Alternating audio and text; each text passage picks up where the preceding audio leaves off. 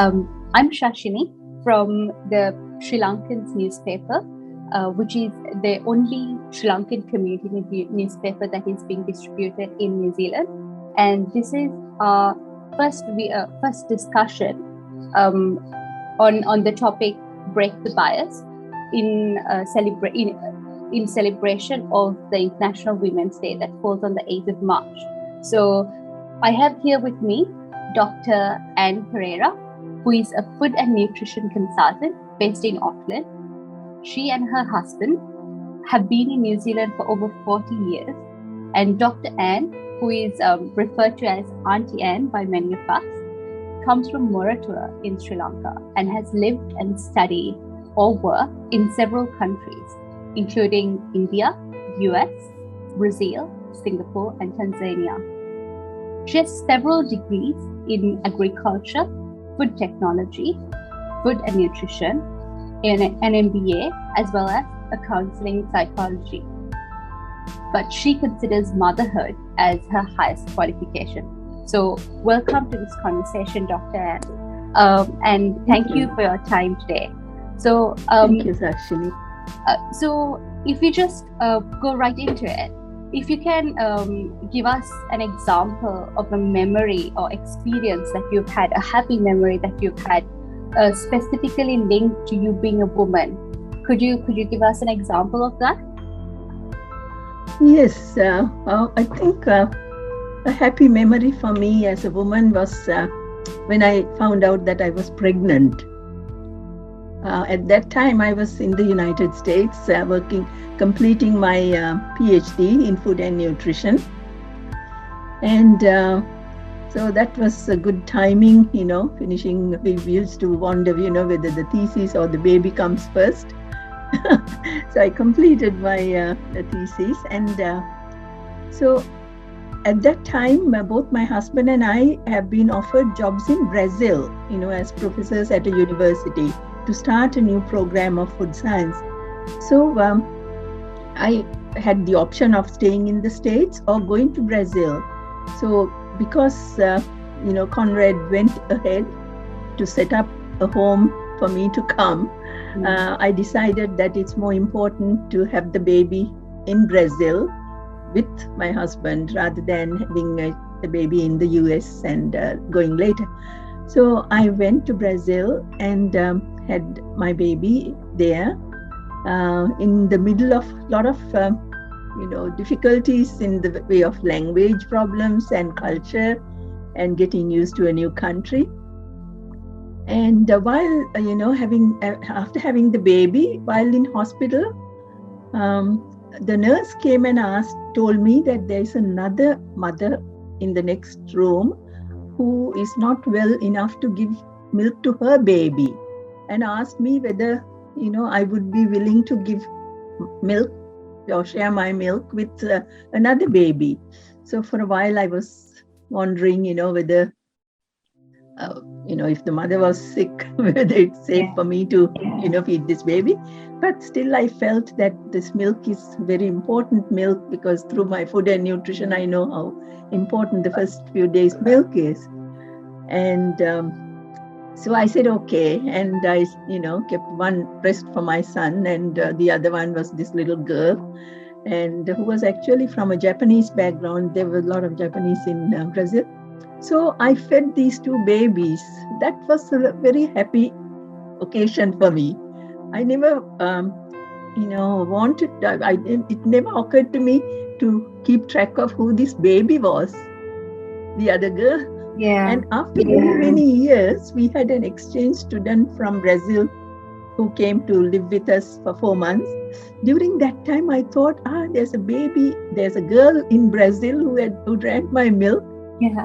And I wish I can trace her back, but I couldn't quite. So I don't know where she is now, but still, there's a 40-odd-year-old Brazilian woman at my milk.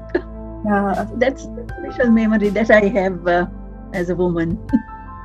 And that sounds wonderful, and it's good mystery to have, I guess, for 40 years. Well, do you have any other memories that you would like to discuss? Another one is when I was studying in the US, that is in the 1970s. That was the time when Mrs. Bandaranaike, Mrs. Rimau Bandaranaike, was the first woman prime minister in the world. Yeah. So there were groups, professional women's groups in the US who were very keen for me to come and share with them the role of women in Sri Lanka. So I used to wonder, what's so different, in Sri Lanka, I never felt this, there was even the salaries were the same for men and women, but in the US it was quite different. There was a very distinct gender gap.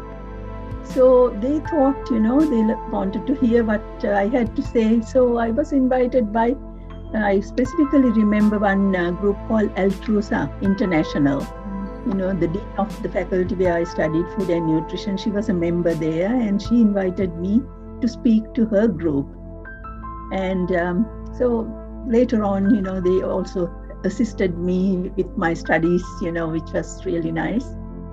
And after coming to New Zealand, I found a branch of Altrusa, and I went and spoke to them and said, how I was at the receiving end while I was a student, and now I want to give back, and connected with them. Thank you for sharing that memory. Thank you. So you mentioned that in Sri Lanka you didn't feel that gender gap or disparity. However, in my introduction, I've mentioned that you've lived in so many different countries, and that's a lot of different cultures. Have you ever felt excluded in any way because of being a woman, maybe in any other culture that you've interacted in? Well, after coming to New Zealand, I had worked for several organizations, and the reason why they hired me was mainly for the qualifications. But then you get a whole lot of people with whom you work, and although my boss was very much, understanding and supporting me, there was another manager at a higher level in a particular company that I worked for. I think that through his nature, he was very much a very, macho man, talking about rugby and all that. And I was not that. I didn't fit into his caliber of, even sitting at morning tea and having a conversation. So I felt very much that wherever there was a high-level decision-making meeting, he didn't want me there, kind of feeling. I don't know whether it's the gender or the minority category. Whatever it was, I felt he was the only one that I felt kind of like, didn't appreciate me being there. Kind of, so that was like feeling of being excluded. Otherwise, I haven't really directly felt being discriminated as such here. I don't know about the others, who may have felt also when we came, there weren't that very many Sri Lankans, except, there were a lot of doctors. And in our professional fields, we were kind of like new to this area. Yeah. Well, yeah, that's a good example. I guess in workplaces, women face a lot of exclusions or just biases. So when you think about the future, in your opinion, what can we as individuals do to make our communities free of gender biases and stereotypes and discrimination, and make it more inclusive for everyone?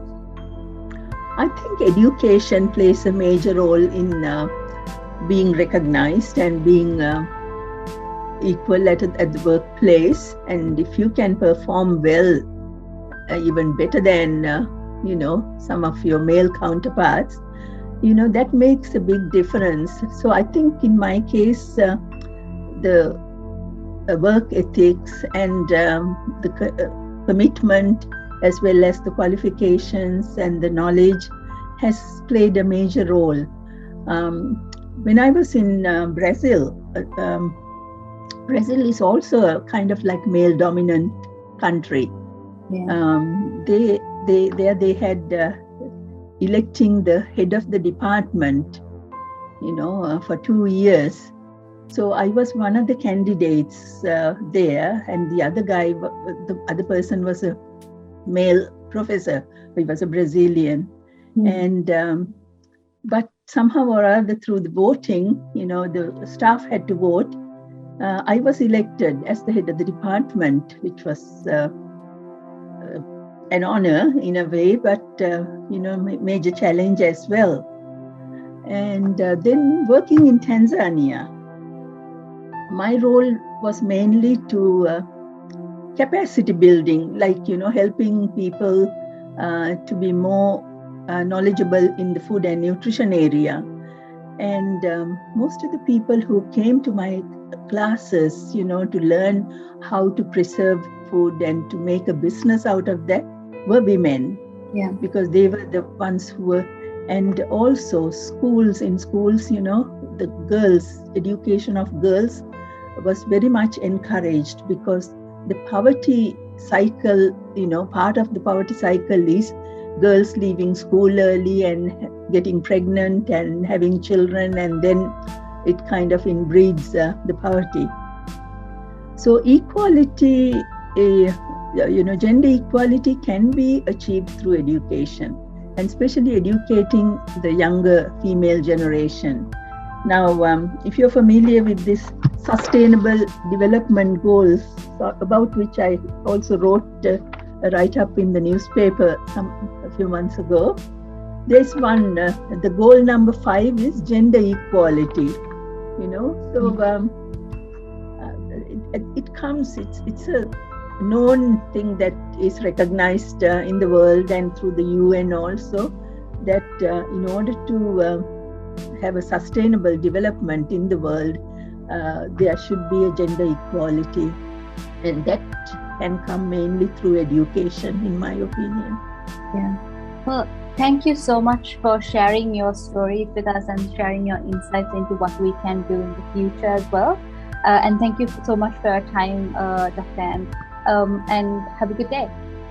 Thank you, Shashini. Thank you. Bye-bye.